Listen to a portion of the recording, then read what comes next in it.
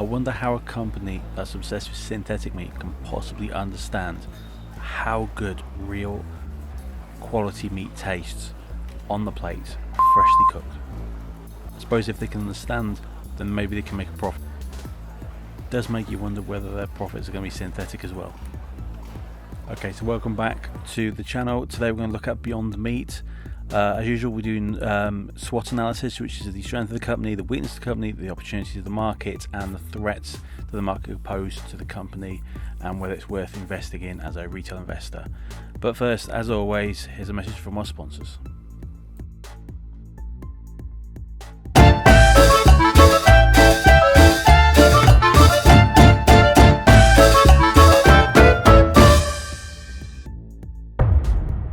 So Beyond Meat is quite a large established company. It has quite good corporate access with companies like McDonald's taking them up on their offers to provide synthetic meat, synthetic burgers. You'll see these in all sorts of supermarkets and shops. It's not just like a specialty food. This is actually quite a mainstream food production company.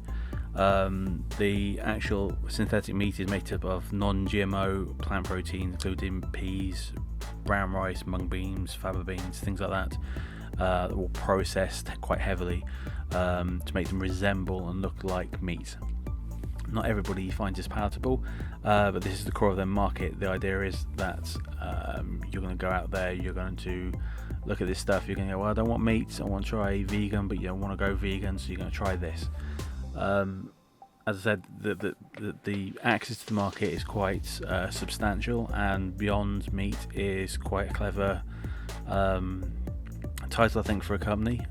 It's adaptable. You can use it in different terms. You should stick Beyond on it, so it's quite a well-recognised brand that's out there at the moment.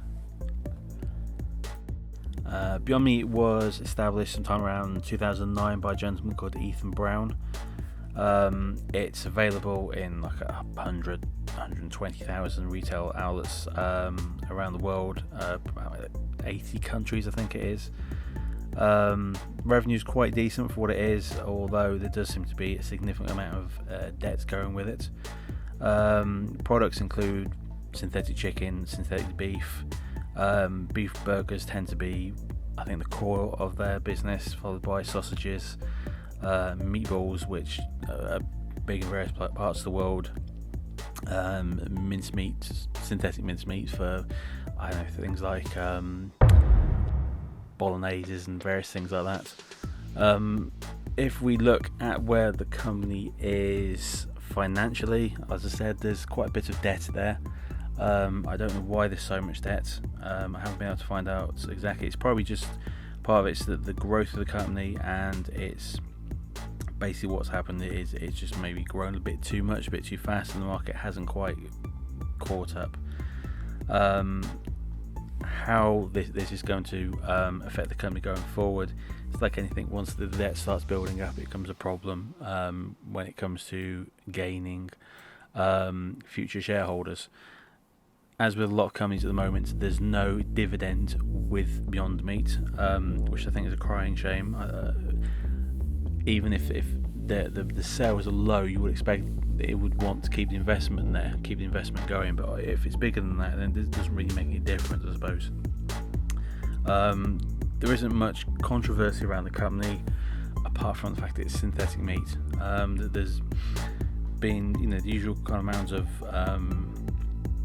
joint ventures which have been questioned publicly with big institutions like McDonald's, like Taco Bell. PepsiCo obviously got involved at some point. I suppose one of the core problems with Beyond Meat is it's very reliant on a market which might not be there in 10-20 years time. Not because there's no value in the company, but because people are faddish, basically.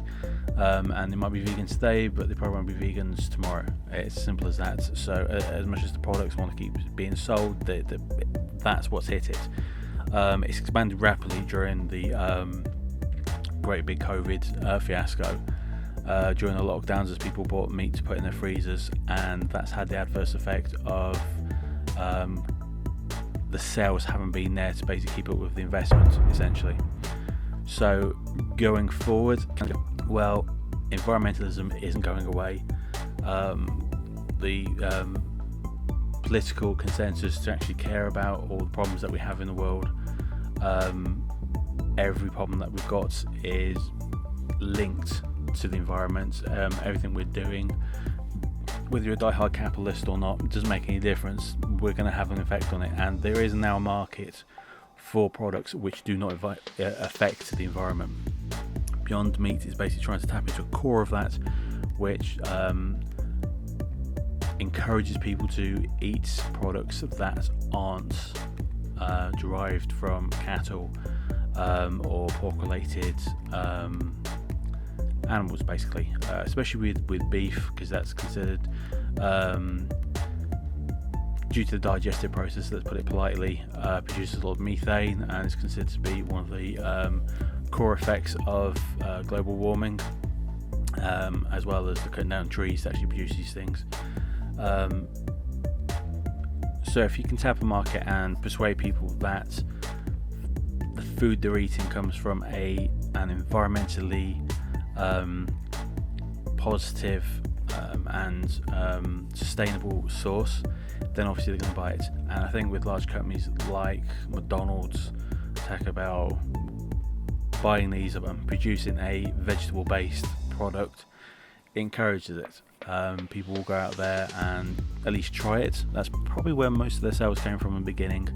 So even if you don't go full vegan, you're gonna encompass some of that aspect into your life. So cutting the amount of meat down even just a little bit will be positive, I think. Now there are other companies out there that are going to be doing the same thing. There always has been. In the UK, there's a company called Quorn, which produces a meat substitute from a type of mushroom. So it's a fungus-based meat substitute. This is very successful. This is actually championed quite widely. There's another company which was Linda McCartney from, I remember that from my childhood, so that's going back a long way. Linda McCartney, if you don't know, she's the wife of Paul McCartney, lead singer of the famous band The Beatles. Meat substitutes, frozen goods were found in most supermarkets. They still are to this day. That, along with Quorn, shows how big the market is, but it also shows that how easy it is to get into the market.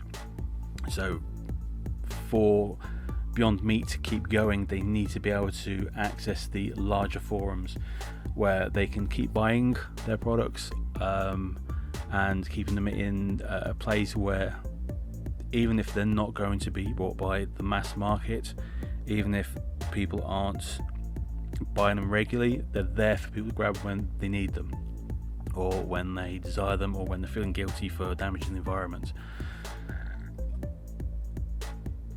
Will it go any, how can I put this? This is the thing, I'm showing shots here of real meat, and real meat has a beautiful taste to it. I've tried vegan vegetable variations on synthetic meat, and I've got to be brutally honest, it tastes disgusting. If the people who make these from all these different companies don't understand what meat is, how it tastes, why it tastes the way it does, they're not going to progress. And I would like it. I'm like anybody, I want to see a great environment, but I think BYND Meat's market has severe limitations as a whole. That's before you get down to the brass tacks of BYND Meat's shortcomings in the market. Having expanded so rapidly during the lockdown periods, it's now carrying substantial debt. If all it's doing is buying vegetables and then process them, and then base means that all it has is factory and machineries. And in an era when energy is becoming more expensive, we're talking about highly processed foods that need to then be stored continuously for the market to accept them. I think this is going to create a severe limitation on what it can do, which is reflected obviously in a limited share price and the lack of dividends. So if you like this video, come back, buy more, buy more. Yeah, buy more of my stuff, buy more of my videos, and we'll talk about it again next time. Thank you. Bye bye.